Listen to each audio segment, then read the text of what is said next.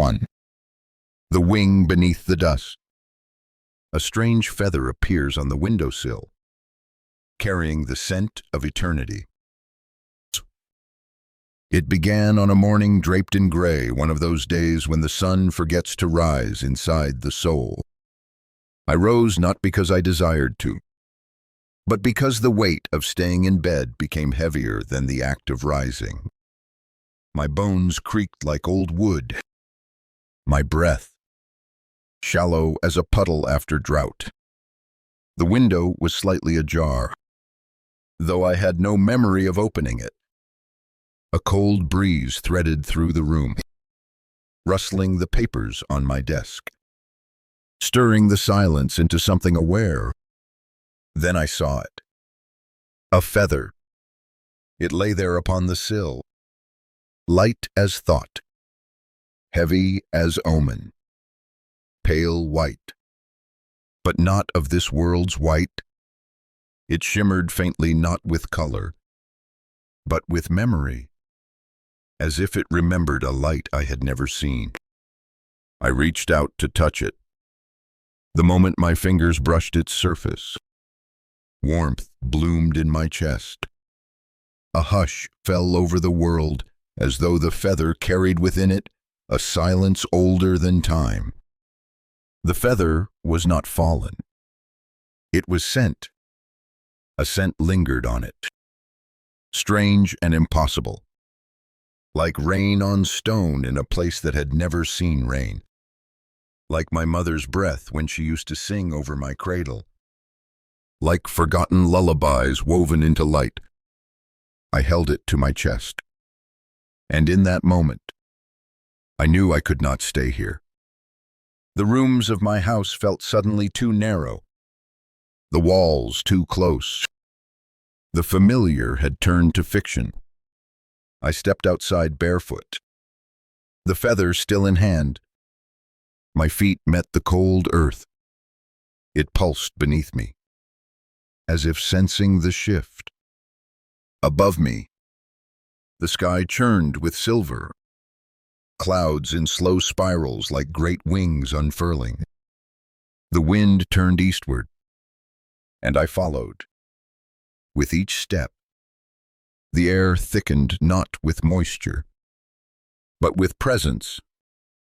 I did not know what I sought, but I knew what had summoned me. It was not a question. It was not a decision. It was a remembering. Some part of me had always known this day would come, that a crack would open in the mundane, and through it, something ancient would reach in, not to take me, but to wake me. And so I walked, feather in hand, toward a place I did not know, across a threshold I could not name. The angel had not yet appeared, but the world had already begun to glow. 2. The garden between the hours. Time halts in a secret grove where light speaks. The path was not paved in stone, nor marked with signs, yet it unfolded before me with a strange certainty, like a forgotten road remembering itself beneath my steps. The trees grew taller as I walked, bending inward, their branches arching like ribs over a sacred heart. Sunlight filtered through the leaves, not golden, but pale and diffused, like the light that lives behind closed eyes. The feather pulsed in my palm. I pressed it to my chest and breathed deeply. The wind shifted again, warm now, carrying the scent of jasmine, myrrh, and something older than both, something like starlight turned to perfume. And then I found it. The garden. It wasn't there until it was. One breath I stood in woodland mist. The next, I had stepped between moments, into a place not bound by time. It was not wide or grand, but infinite in feeling. A circle of stones surrounded a spring that shimmered like liquid moonlight. Flowers bloomed in impossible hues, violets that whispered, roses that wept dew like tears, lilies that opened and closed with my heartbeat. Everything pulsed. The very air seemed alive, thick with spirit, woven with unseen threads. I knelt at the edge of the spring, its surface still as prophecy. When I looked into it, I did not see my face. I saw wings, not made of feathers, but of flame, and silence, and memory. The garden spoke, though not with voice. The leaves rustled riddles. The wind sang of sorrow and glory. A bee landed on my shoulder, and in its hum I heard the sound of my own name, not as spoken by mouths, but as known by stars. Something ancient stirred in me, a recognition beneath words. I had been here before, not in this life, perhaps not even in body, but in some essence that lived beyond names and numbers. I reached into the spring. My fingers did not meet water, but light. It wrapped around my wrist like a ribbon, pulling gently, insistently. I did not resist. I let myself be drawn, not beneath, but within the water light. Visions bloomed. A child abandoned at the temple steps. A soldier laying down their sword in a field of crows. A woman dancing alone on a mountaintop beneath a sky torn open with thunder. Each was me, and none were me. I felt my breath hitch as time dissolved.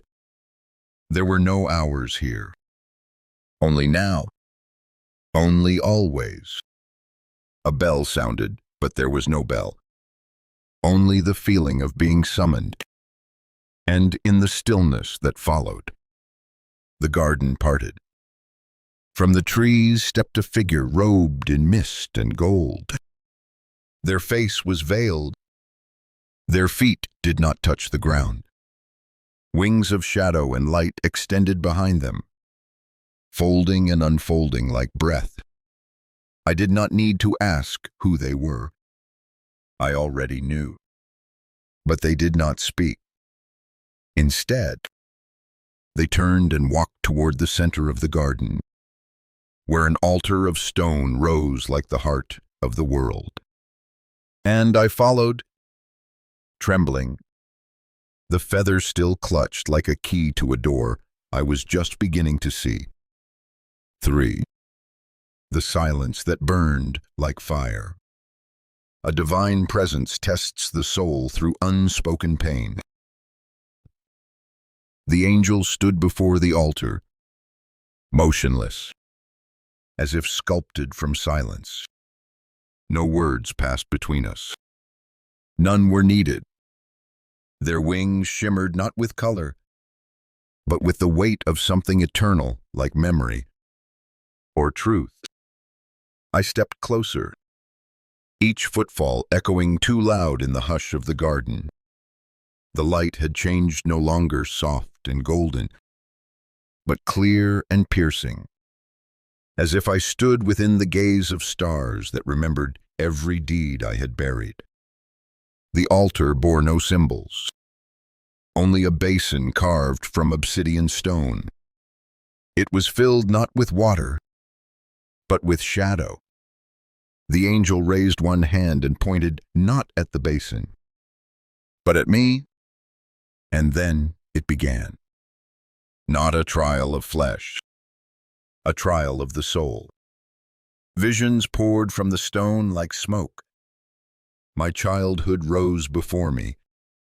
The day I stopped singing because someone laughed.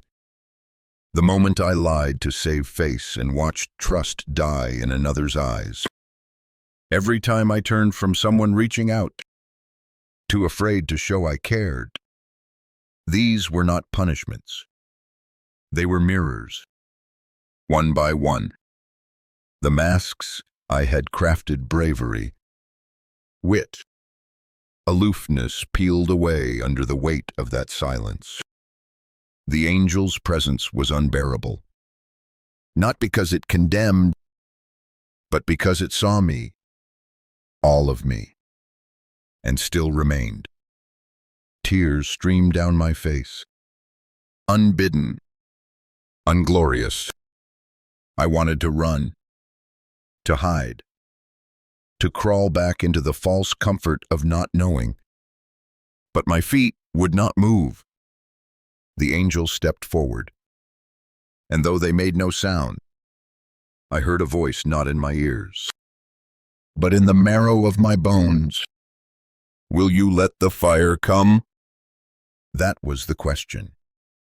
Not are you worthy, not do you believe, but will you allow the fire of truth, the fire of being undone, the fire that does not destroy, but reveals what cannot be consumed? I nodded, though my body trembled like a leaf caught between seasons. The angel touched my chest with one finger, and I burned, not in flesh, but in self. Everything I thought I was: my shame, my pride, my story melted in that touch. The garden vanished. The world became white and gold and trembling with breath. And then stillness. The silence returned. But now it did not sear. It soothed. It held me, like a mother who had waited forever. I fell to my knees, not in defeat, but in release. I wept not because I was broken, but because I had finally stopped pretending to be whole. And as I knelt, the angel knelt too, face to face. Their veil lifted, and I saw not beauty, not terror, but myself, all of me, whole and wounded, eternal and becoming. The angel whispered not with voice, but with light. This is your true form, made not of shame, but of flame. Then they placed the feather upon the altar. It burned for a moment, then vanished, and the garden began to fade. 4. The breath that wasn't mine. The seeker dies to themselves and awakens in divine union. I stood alone as the garden dissolved around me, not into darkness, but into light so complete. It erased the edges of all things. There was no ground beneath my feet, no sky above, only a vast womb of radiance, pulsing with the rhythm of something ancient and alive. I felt no fear. I felt absence. The absence of weight, of name, of boundary. I reached for my body and found nothing but awareness fluid, formless, free. And then I heard it. A single breath. It was not mine, yet it breathed through me. Inhale like galaxies unfolding. Exhale like tides returning to the stars. With each breath, something within me unraveled. The idea of self, the story I clung to, the wound I wore like a crown, all dissolved. I became the breath. I was the mountain weeping stone. I was the mother birthing sons. I was the silence between words. Then came a voice not like the angels, not even like thought. It was pure knowing.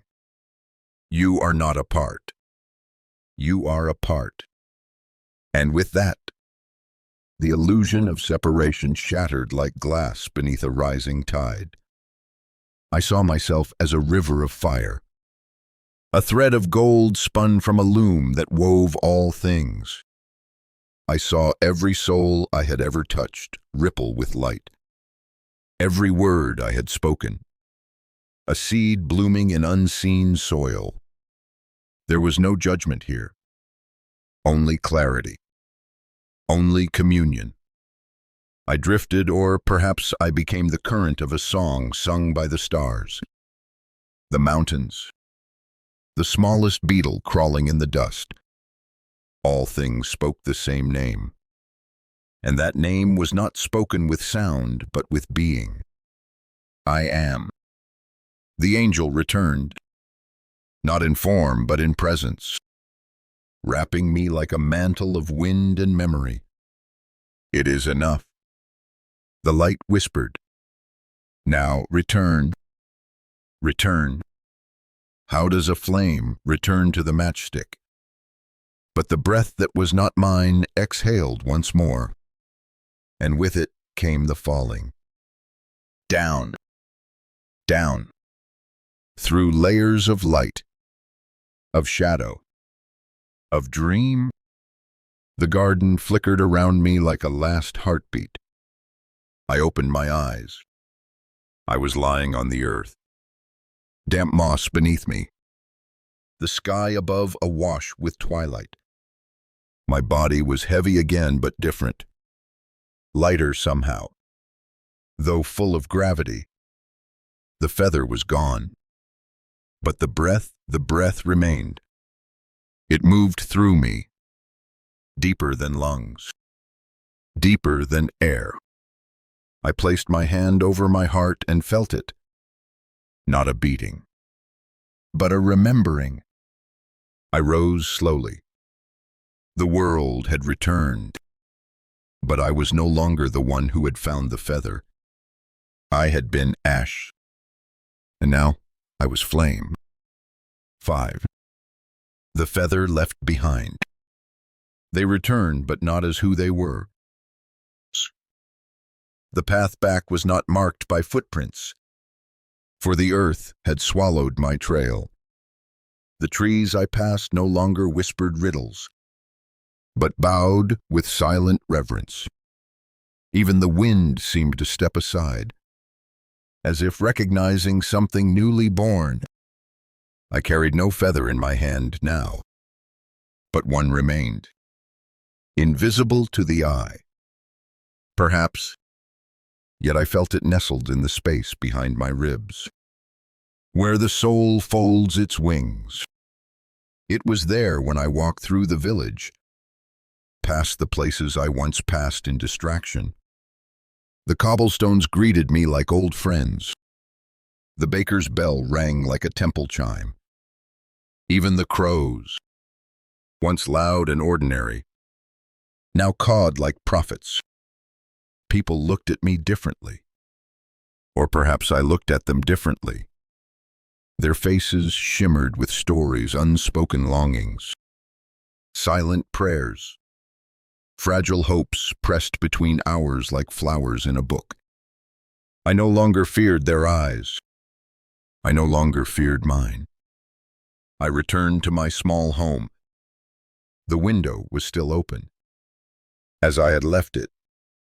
The sill, bare now, but within me, the garden still bloomed, the altar still glowed, and the breath, the holy breath, still moved.